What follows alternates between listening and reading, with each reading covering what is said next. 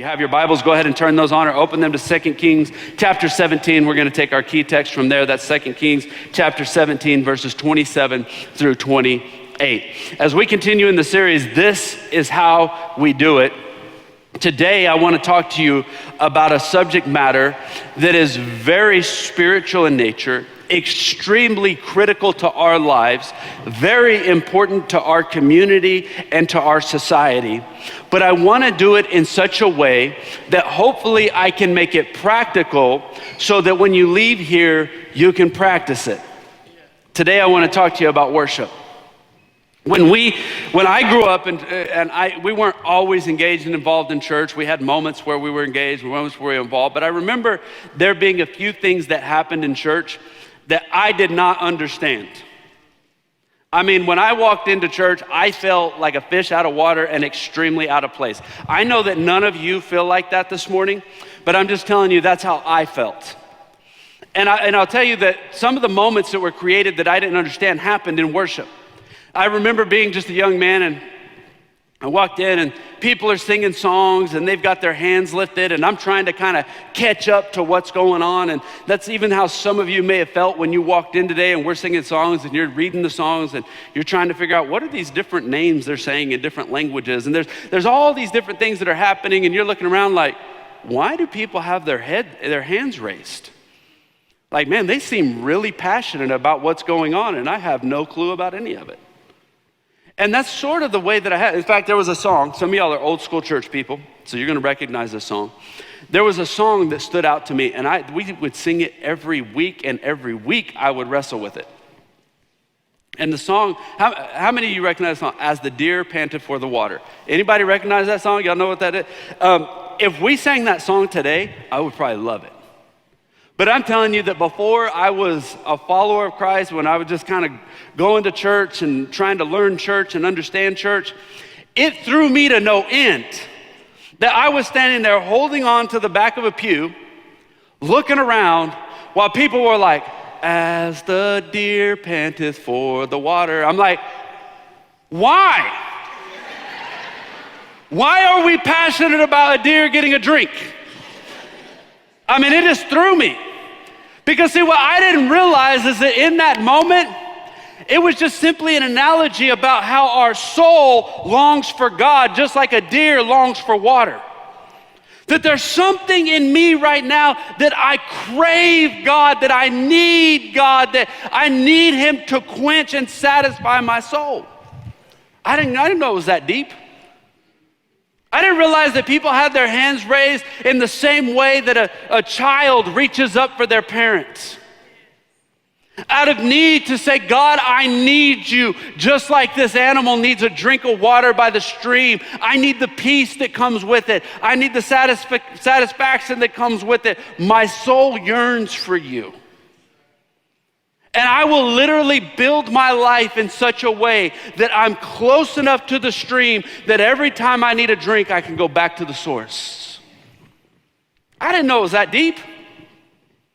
I was just like, why are we singing about a deer in church so passionately? Because I didn't understand worship. I didn't get it. I mean, I understood the concept of worship. I did, I got it. I knew that like, people for generations upon generations have built houses of worship and places of worship, and when they showed up, they showed up to worship. But when I was in it, I didn't get it. And so my goal is to take something that's wildly biblical, very spiritual, to make it practical so that when you leave here, you can practice it. Today, I want to talk to you about worship. I have a friend, Montel Jordan.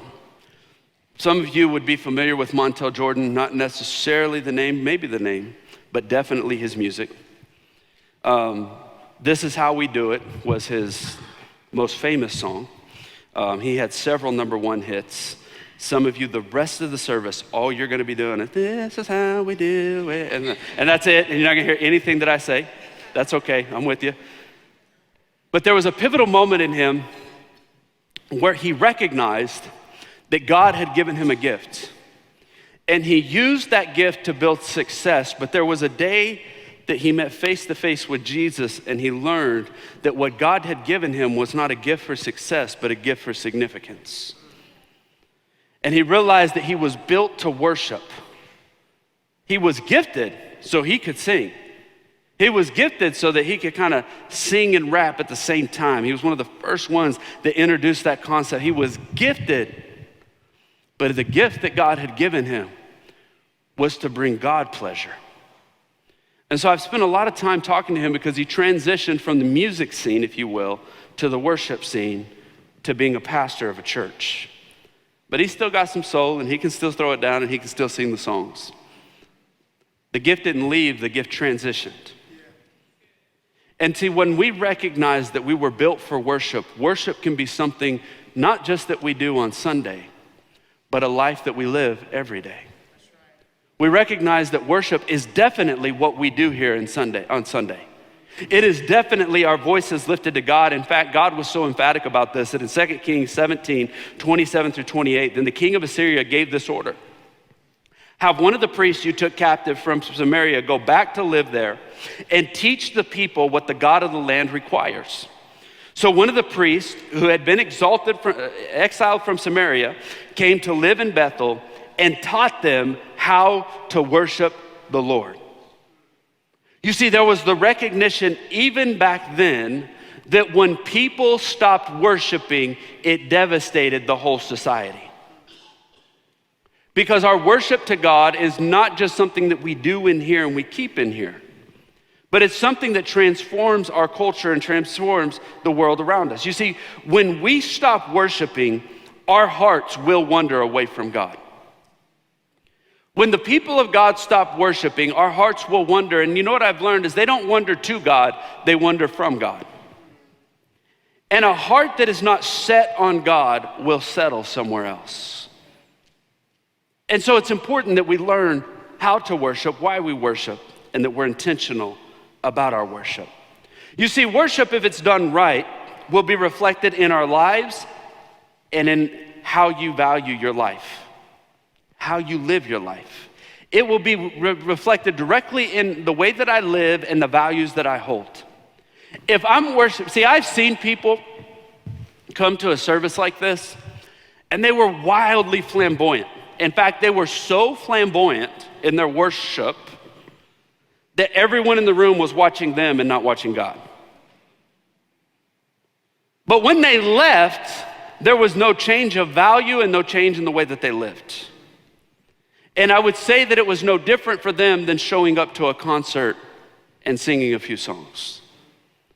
You see, that wasn't worship, it was just singing and whatever else that it was that they were doing. Somebody said, well, what is the line that we draw in worship? Here's the deal. If worship ever becomes about you and not about God for the people around you, then you've gone too far. That's our house rules. That's how we're looking at it.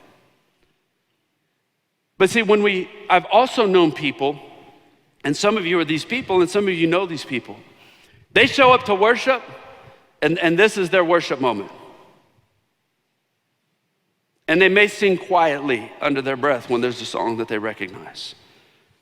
And then me or Pastor Brooks or Pastor Phil or somebody gets up here and says, just raise your hands to the Lord. And something in them every time goes, okay. Because they're not expressive anywhere in their life. But there's something that happens when they're in here and they're focused on God, and then they leave here and it's reflected in their values and it's reflected in the way that they live. And here's what I would tell you, that person probably worshiped far more than the person that looked like they were worshiping. Now, for some of you, you're like, yeah, that's exactly me, but I've seen you at sporting events. And I know how loud you get, and I know that you raise your hands, and I know that you clap your hands, but you never do it in church. All right, so there's a line here, right, where if you're gonna show up for your favorite team and somebody says, why is it that people are more passionate about their sports team than they are God? Can I tell you, I just think they understand what's happening in their sports team better than they understand what's happening in the church. And when we understand what we're doing when we worship, it gives us permission to worship freely. And so when we talk about worship, please understand that it has an impact. You see, we've got to be intentional about our worship. In fact, one of the things that I wrestle with on a regular basis, not as a young pastor anymore, but young-ish, kind of that bridge in the middle. You know, I'm like in that teetering point. I'm not young anymore, but I'm about to be on the old side. And I'm in that, you know, one of the things that I wrestle with all the time is we've made church so welcoming and comfortable, but sometimes we've done that at the expense of the reverence of the church. And so there's this constant battle. Well, where do I make it comfortable and welcoming, but also where do I make it honoring and reverent? Because see, I think that one of the ways that we miss the point of worship is when worship becomes routine and we approach God casually. So I'm just going to church today. Friends, you're showing up in the presence of a living God. In fact, when they built the temple, they built it intentionally. See, generally, if you walk up a set of steps, it's about 7 inches tall and about 11 inches deep. That's generally how we build steps in America. There's some exceptions to that. You know, some of y'all have these rounded staircases and you got to make them a little bit deeper and this kind of thing. But generally, the way we build steps is so that we can walk up those steps without even thinking about it.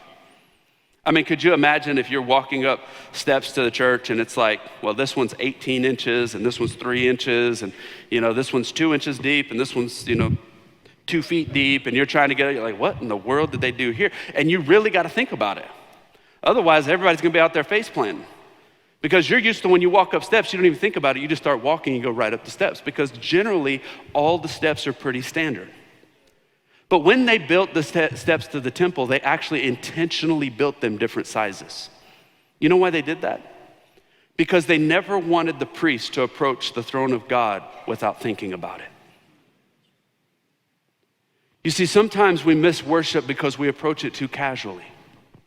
But I believe the most serious way to get off track in worship is not connecting worship to our life. When our worship doesn't have an impact on the entirety of our life. You see, when worship is real, it affects every area of our life. You see, when we talk about worship, there are tangible results of authentic worship. What we do here on Sunday when we worship God and when we lift our hands, and I explained why we do that and why we sing. Can I tell you, I don't sing loud much at all outside of church because God is the only one that thinks it's a joyful noise. But when we're in church, I do sing to God because I want my heart to be engaged with God. You see, there's tangible results in worship, and the first result is this: it's the presence of God. Can I tell you that worship is the closest we will be to heaven down here on earth when we worship? Because when we worship, we invite the presence of God into this place, but more than that, into our life. God's presence shows up when we worship. Can I tell you the most important thing that happens in worship wasn't that you raised your hand at the perfect time, that you hit the note right when, Pastor Phil went up and you're like, wow, that dude can sing, but you did it. None of that. You know what happens in worship is that God showed up. It wasn't that you knew the song or that you liked the song, is that your heart connected with God. That's the most important thing that happened in worship, is that you connected with the presence of God. And you know what happens sometimes is that we show up in church and we miss God. That's a dangerous place to live. I remember one time I worked at downtown at the American Airlines Center, and my goal wasn't glamorous. I wasn't like, hey, yeah, you're working all the stars. No, I was the guy that made sure that you had the right t-shirt size when you came to the game. So that was it. So I worked down in the warehouse, and I did that when I was going through school. Well, one of my childhood dreams was to see Michael Jordan play basketball. Greatest basketball player of all time. And if you disagree, that's okay. I have the mic and this is my sermon, okay? But I wanted to see him play. At this point, he was playing for the Wizards, so he's toward the end of his career, but I still wanted to see him play. And I just wanted to see Michael Jordan dunk one time And in that game, I happened to be standing under the goal when he dunked on Michael Finley's head. And I'm a Mavericks fan, but I was fulfilled in my basketball dreams. And but the main thing I wanted to see was him walk into the arena. Because I had heard several people around there say, look, when Michael Jordan walks in, it's different. Like, it's just different when he walks in. And so there was a guy that I worked with, and we were just warehouse guys. In fact, they would put up this big black curtain across the hallway so that the average worker like me could not interact with the players in any way. So there was this big black curtain that they would put up, so when the players would get off the bus, they'd go straight to the locker room through this hallway.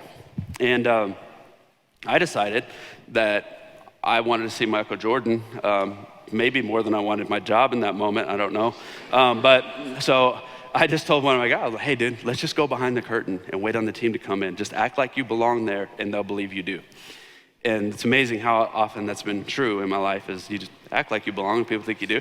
So we just, we slip behind the curtain and we're kind of standing there just like blending in. Hey, how you doing? You know, just, yeah, we belong here. We definitely didn't belong there. And the whole team starts getting off the bus. They're wearing sweatpants and gym shorts, and they got their headphones on, and they're just walking in. It's really kind of anticlimactic. I mean, I've seen people walk into a room before. Wasn't that big a deal. Well, then there's this like long pause. The curtains are still up. There's still some cameras there, and there's still some team members there, but all the players have gone inside. And I look over at my friend, and he's just, texting on his phone and looking around, and I'm like, I know Michael Jordan's supposed to play today. Like, I mean, that's the big selling point. Like, he's supposed to be here and he's supposed to be playing. Where in the world is he? Well, so we're all just sitting there waiting, and my friend, he gets, going on his phone. And then all of a sudden, here comes the dude walking in with a shiny head and a nice suit. Looking good with his headphones on, just laser focused. And I was like, there he is. Last one off the bus, had to make an entrance. But my man is focused. And he walked by and I was like, oh, Michael Jordan, greatest basketball player of all time. And I'm just like a young kid, and I'm literally standing in the presence of greatness. He walks by, I nudge my friend because I'm like, there's only so long we're gonna stick around before somebody's gonna be like, I don't belong here. So I grab his arm, I'm like, hey, let's get out of here. So we slip behind the curtain, and I'm like, that was awesome. He's doing this, he looks at me and he goes, man, I'm bummed that we didn't get to see Michael Jordan. I mean, I almost lost my mind because I'm in sports awe at the moment because I just saw I could have rubbed his head. You know what I'm saying? Like, I could have been like, that's a shiny head, dude, and I mean, he was right there. But somehow, he got distracted and he missed that greatness was right in front of him. Can I just tell you that when you walk into church, it isn't so that you can check a box and say, look, I did my church duty this week. It's so that you can stand before the Lord of Lords and the King of Kings. So that you can stand before the Creator, the Lion, our protector, the Lamb, our comforter. You see, when you walk in, it's possible to go to church and to miss greatness. It's possible to show up in the building and the presence of God be in this place and you miss it. And the point of worship is that we get to spend time in His presence. And then the second thing that we see very clearly happens is conviction and direction. Conviction and direction happen in worship. We see it several times throughout Scripture where somebody was in worship and God brought conviction and He created direction. And you know what I've learned is that most people make decisions out of worry. But what if we just started making our decisions in moments of worship? You see, most people make their decisions based on success, but what if we made our decisions in the presence of God that were born out of significance? You see, when our worship is sincere, when our worship is right, we find ourselves in the presence of God, and when we're in His presence, we also receive His directives. You see, in His presence, in worship, we find deliverance. In fact, we see in 2 Chronicles that David worshiped, and a tormented spirit left Saul. There was freedom that was found in worship. When we worship, it invites the power of God to move in our life and to move in our circumstance. Paul and Silas locked in prison, sitting in the dark, you know what they did? They began to worship God. And the ground began to shake and the prison doors flew open. They were set free and prisoners found salvation. And it happened when they worship, because when you worship, you invite the power of God. When you worship, you create sensitivity to the voice of God. There's something about worshiping Him that you learn to hear from Him. And when you worship, it creates perspective in life. It creates perspective in life. One of the things that would happen in worship, people would say stuff like this: I exalt you. Now, when's the last time we use the word exalt outside of church? And so when I'm just a young kid, I didn't recognize what we were talking about. So we said, I magnify the Lord. I'm like, all I had perspective was a magnifying glass. And I'm like, magnify the Lord. I mean, it wouldn't surprise me if when I was a kid, I did that, like trying to figure out what in the world are we talking about. But you know what we were saying? God, in this moment, I see you for how big you really are. God, I refuse to magnify my life or my problems. I begin to look at you and your greatness. Because isn't it true that when we walk through the troubles of life, we tend to put a magnifying glass on the trouble? It's what we think about. It's what we talk about. And in worship, you know what happens? There's a transition. We stop telling God how big our problem is, and we start telling our problem how big our God is. We stop magnifying our problems and our challenges, and we start magnifying God in our life. Perspective is created in worship. You see, worship isn't just what we do on Sunday, though. It's something that translates into every day. So how do I worship outside of service? How do I worship outside of service? You see, the essence of true worship is to honor Jesus for who He is and be willing to give Him what is valuable to you. To honor Jesus for who He is and be willing to give Him what's valuable to you. In fact, we see this when Jesus was born. The wise men brought Him gifts. They didn't bring Him gifts like we think about gifts on a birthday. Y'all know how it is. Your kid gets invited to a birthday party and the first thing you do is loathe the fact that you have to go to a store and get them a gift. Like, now I gotta get them a gift and we gotta show up and I gotta watch them for 2 hours. That's not why they brought gifts. They brought gifts because they wanted to bring something valuable before the king. It was something that they valued, they wanted to offer to God as a form of worship. You see, what worship is, it's about living a life of sacrifice. And then I asked this question, well, what does that mean? How does that look? And I want to give you 4 ways that sacrifice can be a demonstration of worship.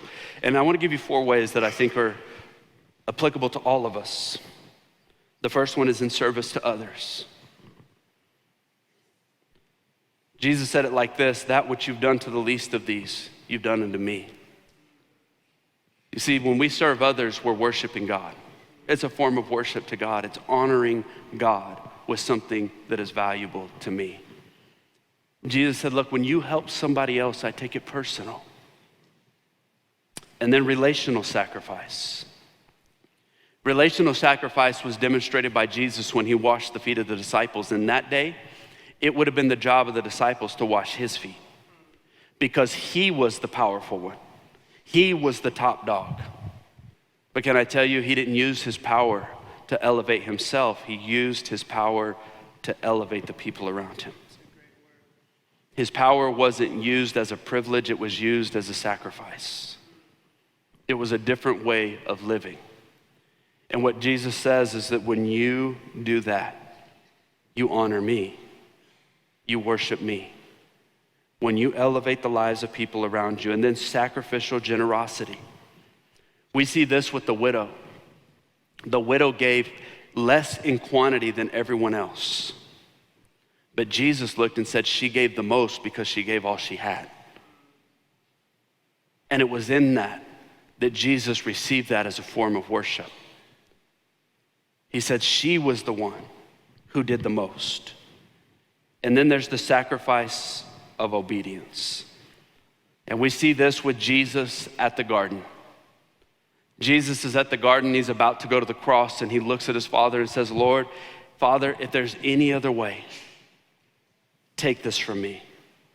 But nevertheless, not my will, but your will be done. You see, when you live in obedience to God, it's a form of worship to God. It's the sacrifice. Therefore, by him, this is Hebrews 13, 15 through 16. Therefore, by him, let us continually offer the sacrifice of praise to God. That is the fruit of our lips, giving thanks to his name. So watch what he says. The sacrifice of praise is definitely what we do in here on Sunday, giving praise to God. But then he says, but do not forget to do good and to share, for with which such sacrifices God is well pleased. There's a translation that happens between what we do on Sunday and how we live on Monday. You see, it's apparent to me that the God of the Bible is as much concerned with his power operating outside the church as he is with it operating inside the church. The impact that God wants to have in you is undeniable. But can I tell you, the impact that God wants to have through you is also undeniable. And when we learn what it means to live a life of worship, it will impact every area of our life. So then the question becomes this: how do I worship in church? What does that look like? How do I worship outside of church? But how do I worship at work? Because some people believe that their job is to show up on Monday so that they get a check periodically, so that they can pay the bills. But can I tell you, when you show up on Monday, your work can be a form of worship to God. Your work, what you do, can bring honor to God. You see, worshipful work fulfills God's purpose in creation. I learned this when, I've learned a ton about having kids, about God having kids. And I remember there was one day when my son did something that was awesome. And he did it unprompted, and it was totally his doing, and I was watching from a distance. And I pulled him over and I said, son, that made Jesus smile. And it made me so proud. You represented our family well. And it wasn't that he did something extraordinary. And it wasn't worship because we posted it on social media. It was just worship because it pleased God. It was honoring to our family because that's how we want to live as a family. And when you show up to work, you may look, you talk to some people, what do you do for a living? It's kind of boring, it's not that exciting. Can I tell you, the way you work can make all the difference in the world in your relationship to God. It's not that what you do is necessarily newsworthy, but it is noteworthy to God. You see, worshipful work fulfills God's purpose in creation. In Genesis chapter 2, verse 15, the Lord God took the man and put him in the Garden of Eden to work it and to keep it. From the very beginning and the very outset, God has put a gift on the inside of you. He has created you on purpose, for purpose, and what you do brings God pleasure. It was Eric Liddell who said, I believe that God made me for a purpose, but he also made me fast. And when I run, I feel his pleasure. Can I tell you, when you do what you do as unto the Lord, you will feel the pleasure of God in your life. And worshipful work pursues the highest standards of excellence. Somebody said, well, you don't get paid to work that hard. You don't get paid to focus that much. Can I tell you, that's not somebody who's following Jesus. The reason we show up and we do so with excellence is because we work for the Lord and not for man. What we do to honor God, not for the approval of our boss so that we get a check. It's a different perspective. It's a mind shift. In Colossians chapter 3, verse 23 and 24, whatever you do, work heartily as for the Lord and not for man, knowing that from the Lord you will receive an inheritance as your reward. You are serving the Lord Christ. You see, worshipful work pursues the highest standard of excellence. And I read in a book one time, and the lady said this. She said, there's no worse representative of Christ than a poor carpenter. You know what she said? It's hard for people to take you serious when you don't take what you do serious. Worshipful work reflects the highest standard of ethics. Proverbs 11:1 says, a false balance is an abomination to the Lord, but a just weight is his delight. When you do things with integrity, when you do things the right way, when everybody else seems to be cutting corners, when everybody else seems to be taking, and you find yourself doing it the right way and giving, it brings God delight. It's a form of worship. And worshipful work makes blessing others its bottom line. Every company has a bottom line, I understand. I understand that bills have to be paid, but when you are living as unto the Lord, your bottom line is not to be blessed, but to be a blessing. And can I tell you, when you live that way, the byproduct of living to be a blessing is that you get blessed. Worshipful work, it makes being a blessing the bottom line.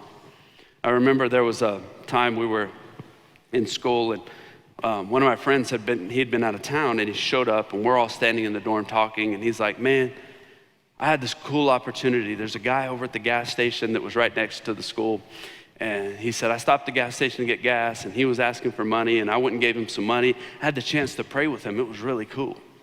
One of the other guys like, oh man, that dude's been there all week. He doesn't need money. It's a scam. That guy has a house that he goes to after he's done collecting money. And without missing a beat, my friend looked at him and said, I didn't give that money to him. I gave it to God. And I was like, wow, that's different.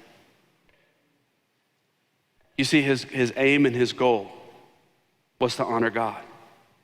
And when you make being a blessing the bottom line, nobody can take from me what I'm willing to give. And when I'm willing to give, it always honors God.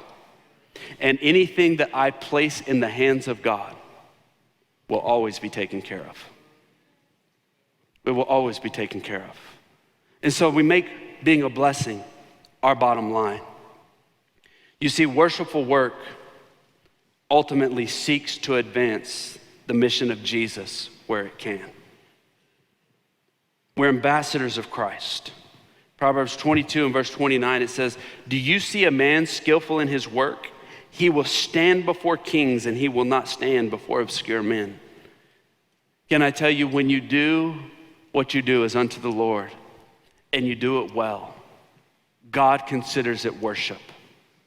And can I tell you what happens in worship? Here's what happens in worship.